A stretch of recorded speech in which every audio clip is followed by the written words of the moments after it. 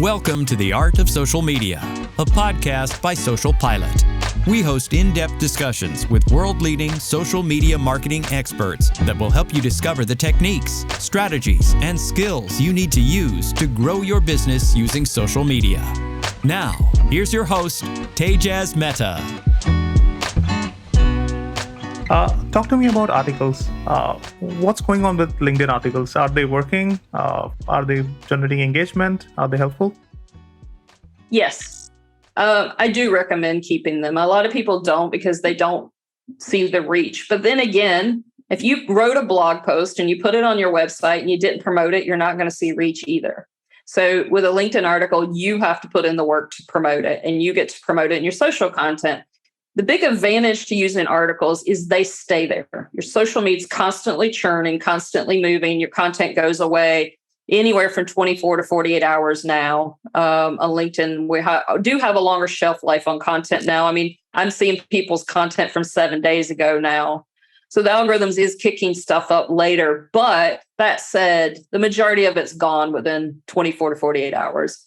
So with an article, it goes there and stays. If somebody goes and looks at your profile, they can click on your articles and read them. They're there. And also, articles have the advantage of they're indexed outside. They're indexed by like Google, things like that. So people can find those articles outside of LinkedIn and be able to log in and go read them. So there's multiple reasons why you definitely want articles, because you're including them in a portfolio to build that trust factor that people can show up and just read them. Because it's like having a big blog on a social platform. And that's valuable. So I do recommend putting the time and effort into having them. Interesting. So longer shelf life, builds a portfolio. That's definitely helpful. Interesting take on articles. Good to know. One of the things that I've been hearing is, or people have been doing for ages, is repurposing content. Are there any tips and tricks of repurposing content from blogs or Facebook or Instagram on LinkedIn? Does it work? If so, how do I make it work? You mean to bring content from other platforms? Mm-hmm. It depends. Yes, like say you made your cute little, we're seeing actually good engagement results with like TikTok videos that were made for TikTok and they're being shared onto LinkedIn. That's working well. So of course, Reels, it's video. Once again, it's video. And the advantage of those is when people create it for TikTok, they create it for fun. And LinkedIn does like fun. We like to laugh. We like to be entertained. And so the videos can do that and still share purpose and get the brand across and everything. But at the same time, because people are creating for a different audience on TikTok, they created with that fun entertainment value with it. So it's working on LinkedIn as well. Now, will all content from other platforms work on LinkedIn? I don't think so. I do cross-post some content here and there, but I do find the pieces I created for, like, say, Facebook has a touch more touchy-feely to it. I can get away with more over there than I can with my audience on LinkedIn. So when I bring it over to LinkedIn, I tend to clean it up just a little bit, remove some of that and get it, a hint more towards the professional way to look is about the only way I know to bring that a touch more. I can still have the fun, but it's not quite as, what I mean, as much fun as I would have had on Facebook with it. But overall, it just depends on what you're posting. It depends on your audience, depends on what you've built, who you're working with, that kind of stuff, as to whether you could cross post. Works for some clients well to bring completely copy and paste from one to the other and they have no problem. I obviously have some issues, so I make some adjustments with my audiences. Right. You touched on a topic called people are there for fun as well on LinkedIn. I see that LinkedIn now has an interaction called Laugh, right? That's a recent addition. Is it the TikTok effect? No. No, we've been begging for the laugh option on LinkedIn since I've been on the platform. You laugh at work, you laugh in life. You need the option to laugh at things. I mean, that reaction was necessary. We're human. We like to have fun. It can't be serious all the time. I don't necessarily like the reaction the way it's been done on LinkedIn, but hey, we've got it now. We can't complain. We have it, and we have the capability. And I think it was needed. And we're humans. We're not serious all the time. True, very true. Are there any features or functionalities of LinkedIn that you would want your clients to use more, which are not very common, slightly hidden? I was thinking about this because I knew you were going to ask it. Not really. I think the big thing people miss on LinkedIn, and it's not really a LinkedIn feature, but it is because of the search engine. It's using SEO in your profile. Because if you don't use the right SEO in your headlines and your work history, then you can't get seen because LinkedIn can't find you when people search for you. So I think that's probably one of the biggest features people miss out on using is they don't realize LinkedIn and other social media platforms are search engines within themselves. And so if you don't optimize for them, it reduces your visibility and ability to even get seen and found. So definitely focus more on the SEO on your profile. I think is a big one that people miss. But the other profile, tongue-tied there.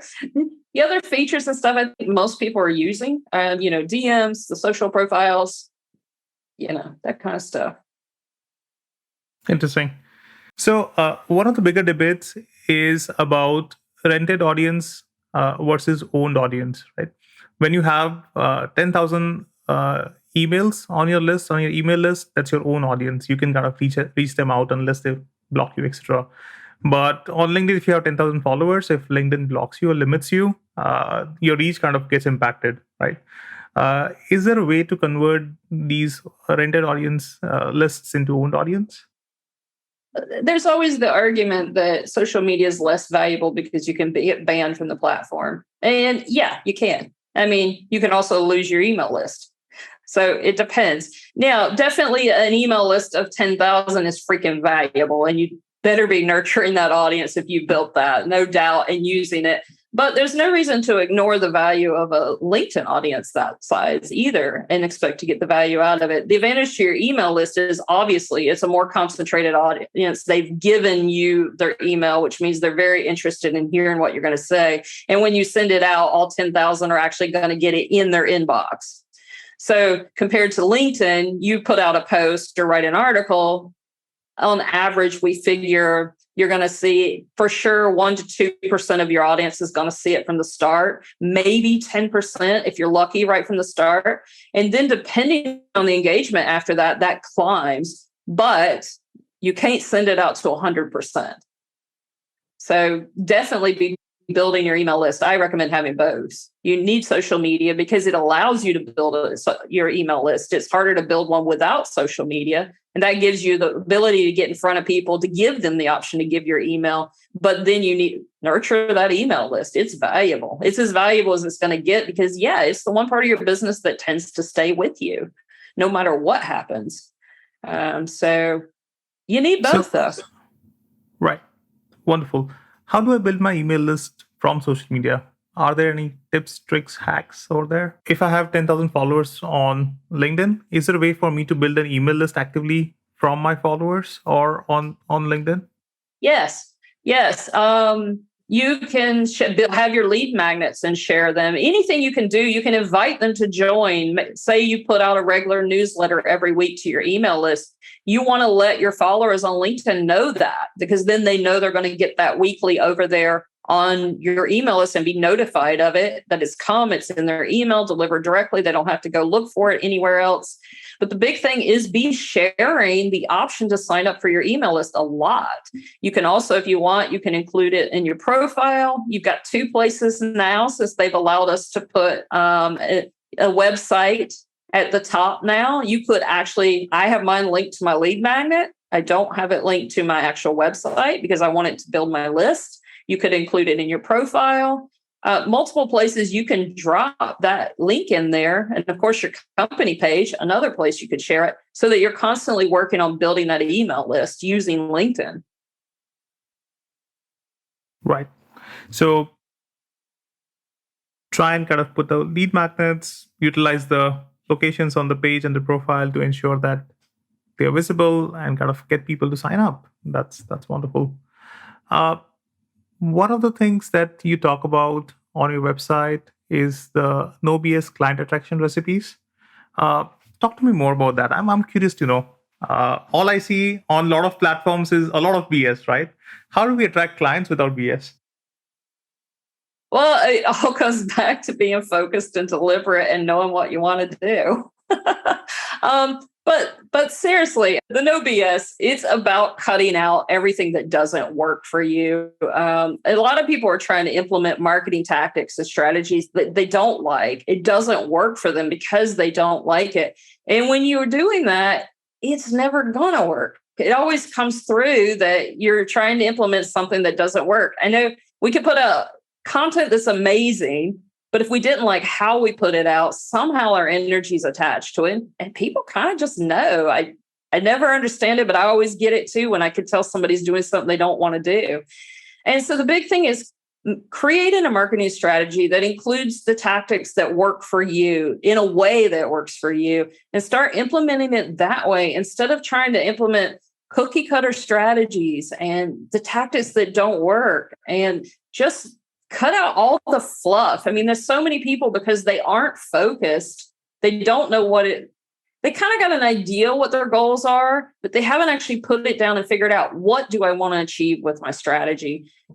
And then once you do that, you narrow it down, you niche down, you know who your client is. And when you do that, you get focused, you spend less time online, you know who you're talking to, you know what type of content you need to create to attract them and talk to them. And when you cut all that out, it saves you so much time online. And that's what it is about cutting out the BS, is get rid of it. So you're not everybody's complaining we're spending too much time on social media. And it's literally because you're not being focused and deliberate with your actions. You'll build your business faster. You'll build your audience faster. Everything is when you actually write it down, make a plan, and follow it.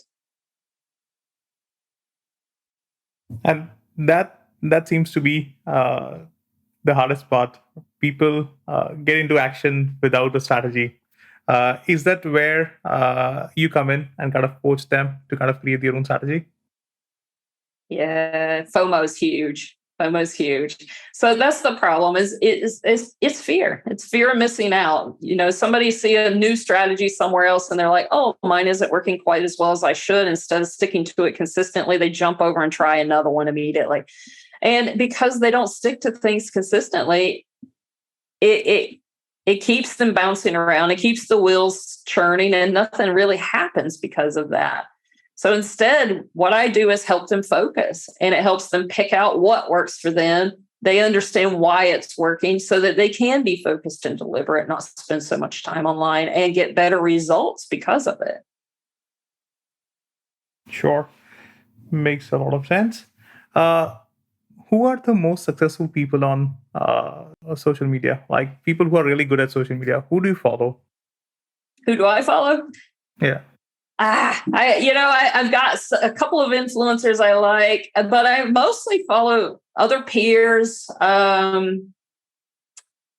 It's just anybody who lights me up. Like if I read some posts that are going really, really well that people are putting out, and I'm just excited when I read them and I want to see what else they've got to say, that's the people I connect with. It's not always big people or anything like that. It's just people who are saying good things. They're putting out stuff that makes me interested to know more about them. And that even comes down to my ideal clients. I do have problems on an ideal client if I don't like their content. It's hard sometimes that I always hope I can work with them to improve that. But it's what works for people. But for me, it's got to be content that really makes me excited. It makes me want to read it and show up and see it every day. And I want to see it in my feed. I work hard to make sure that's what is in my feed. So I want to keep showing up, because otherwise, it makes it hard to show up on social media when you don't like your feed. Yeah, absolutely. So let's talk about some of the conferences or meetups that you recommend people who are interested in social media, specifically organically. Any meetups or conferences that you attend or recommend attending? On LinkedIn itself or just in general? Just in general. The Web Summit here in Lisbon, Portugal is a big one I recommend. That's probably one of my favorite ones as far as conferences go. It's an amazing place, not only for the speakers they bring in, because they bring in some, exciting people from companies around the world. You can see anybody and everybody, but also the networking capability. 80,000 people are in Lisbon for almost 10 days total over the whole course of the entire event. And it's an amazing place to meet up and coming, new people that you never thought you would get to meet, literally from around the world. And they host all kinds of networking events and parties and things where there's no reason you can't go out and just get to meet people that you see online. A lot of cases every day, these faces that you never thought you'd meet, and you get to meet them in person. And it's an incredible event. Do recommend it. It comes up usually, I think it's about November every year, and it's being hosted in Lisbon for the next few years. So really cool event. So any other events apart from Web Summit? That's the only one I've been to the last few years, to be honest. Wow. Pandemic times, man. Sure. I've been to a few online events, but they're not as much that I don't have as much recommendations for them and stuff. But yeah, the pandemic kind of shut down a lot of stuff, and we're just getting back to it. Change the way things work. So that was a big change. Any particular tools that you use for organic marketing? Any hidden tools that we should know about? My main tool is ClickUp. It's a project management tool that I use to track everything I do. It houses my content library. It houses my marketing strategy. So I know what I'm posting, when I'm posting, where I'm posting it. My team can work on it. It notifies me of everything. I have my notes in it. I track clients there. It's kind of those one-size-fits-all tools that's working across my stuff immediately. So, other than that, I'm using, of course, Canva a lot to create my graphics. I was trying to think of what else. my Google Drive all the time. I don't think that thing's ever not in use. But those are some of the main tools that I'm using no matter what, besides the apps for social media on my phone in general. So those are my main 3 apps probably at this point. Another curveball. What do you think is the future of social media? Future of social media in general, or the future of LinkedIn? Mm-hmm. Future of social media in general, and then we can dive into LinkedIn. It's part of our lives. I think we're just going to see it integrate more and more. I know a lot of people are like, I hate it, but it's part of us now. It's how we connect. So it's just going to continue to evolve and be more part of our life. I think especially as 3D comes on, more virtual worlds, we're going to start diving into it even deeper. I expect to literally there's pretty much all the companies are on it now and people are on it. So, it's opened our world. If you think about this 15, 20 years ago, you didn't have the connections you have today. I literally am connected to people around the world. And I didn't have that before. So I think we're just going to continue to see more of that. And it also allows us to visit places we might not physically. And maybe it allows us to go there next or decide where we're going to go. But I just see it continuing to integrate more in our lives. I think we're going to start buying more through it. I don't know exactly where all it's going to go, but I do know it's part of our life and it's here to stay. Sure. And what do you see is the future of LinkedIn? How is it evolving? 3 years, what is the bigger trend that you foresee?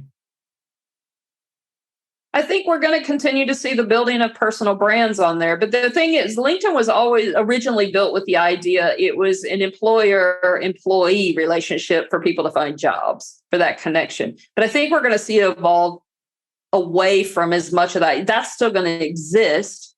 But you're going to see more businesses come on to LinkedIn more and more to actually connect in that professional manner. Also, more B2B business connections are going to happen through LinkedIn. It's still right now, it's the dominant professional platform. And I think we're still going to see that in 3 to 5 years from now. Right now, I don't see any contenders taking its place. So at this point in time, it's the platform if you're a professional business employee or employer. And so it's just going to continue to move. Now, I do think we'll see more DEI coming through LinkedIn, which I think is good because it's helping shape companies quicker, faster, because it can get feedback from people quicker on the platforms about that kind of stuff. So there's some exciting trends coming, and I think LinkedIn will help shape those. Yep. Absolutely. Wonderful. It was wonderful having you on the podcast, Heidi. Tons of questions, and thank you for sharing your secrets. Where can people find you online? They can find me on LinkedIn. Heidi Medina. Heidi Medina, sure. Yeah, or talk to Heidi.com. You can also find me on Facebook, still Heidi Medina. Pretty much look up Talk to Heidi anywhere and you'll find me. Wonderful. Awesome. Thanks again for your time. Really appreciate it. Wonderful having you. And we'll call you again for more secrets in LinkedIn in some time. So yeah, looking forward to it. All right. Thank you for having me. It was a pleasure. The Art of Social Media is brought to you by SocialPilot. To find out more about SocialPilot and how we can give you everything you need to hit your social media marketing goals, visit socialpilot.co.